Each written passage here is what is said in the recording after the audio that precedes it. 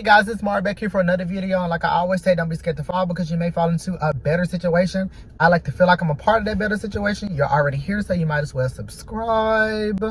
And without further ado, let's get into another episode of Hop In.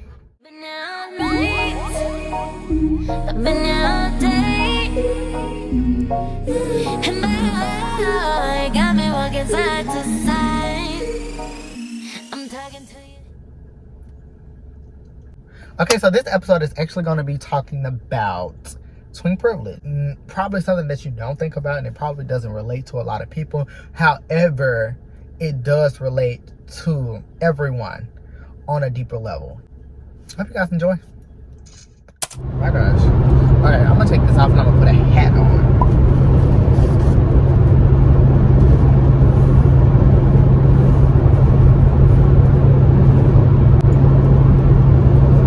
Actually moving some more stuff, so disregard the back.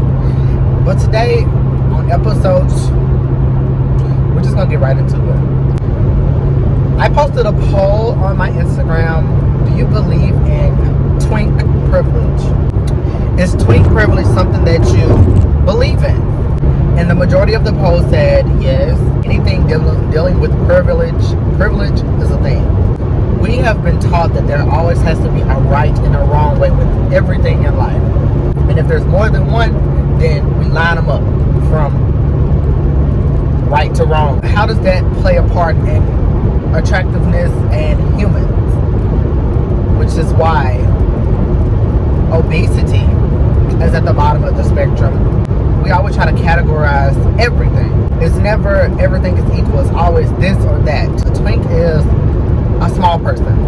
So when it comes to twink privilege, in my case, when I was younger, 16, 17, I had an overwhelming amount of people coming at me. When I was younger, 16, 17 in school, I was talking to 30, 40-year-olds. That's a normal thing probably amongst the gay community and even females. So that's a normal thing for a lot of guys to be coming at you when you're younger because they really don't give a fuck about age. I have kind of maintained my youth even at 23. I haven't aged as much as when I was 16. The guys that were not trying to pursue me then because of the age restriction are heavy on me now. Sometimes it's the 30 plus guys, but it's definitely 40 and after. The older guys who want them a young tenderoni. They like to have them a youthful looking person. I had to basically step back and reevaluate the situation and compare to when I was younger, and that's how I got this perspective.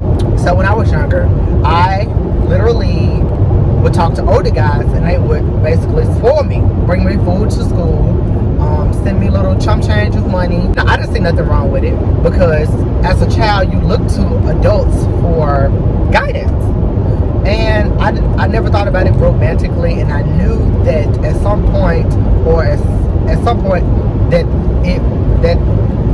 it would shift, and it always did because of their intentions that they didn't say up front. You get these older men, or you get these men that's breaking a bag on you. No amount of money in this world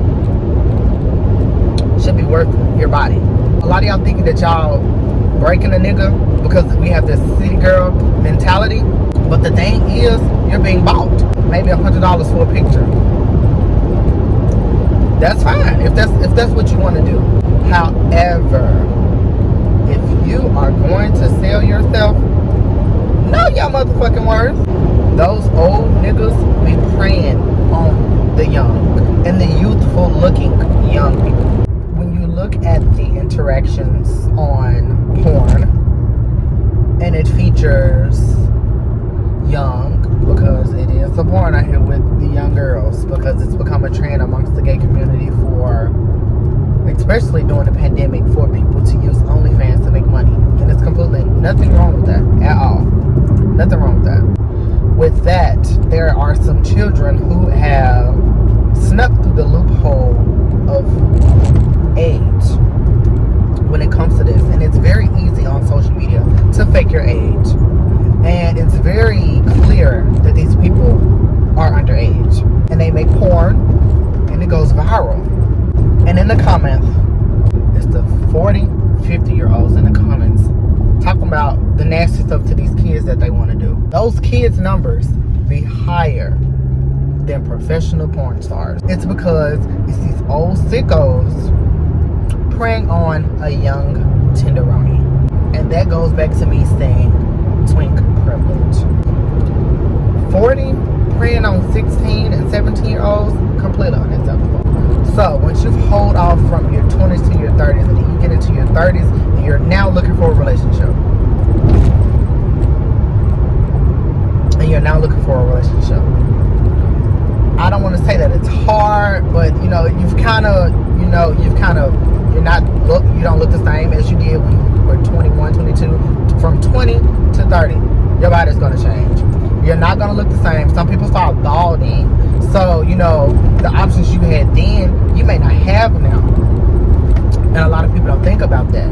So once you get into your 30s, you basically spend from 30 to 40 looking for a relationship if you aren't in one. And once you get to 40, you get to the point where you're like, oh my gosh, I'm not going to find a relationship. And those people usually resort to paying because they feel like it's too late. And they feel like if I'm going to pay, I'm going to have what the fuck I want. You want you a young tenderoni. And for one, it's easier to prey on the young, the 16 and the 17. 16, 17, I had a different mindset about this shit. Like, I didn't realize my value. Like, I was young then. I didn't have no responsibilities. Bitch, all I wanted, you could have gave me $50 and I would have thought it was the world. And that's exactly what happened. In exchange for a picture, I thought that was everything. I've always been in the mindset of thinking that I was going to be great. That's how I know that I'm going to be great. There are people talking about the things that I talk about now, but they aren't going so heavy into it.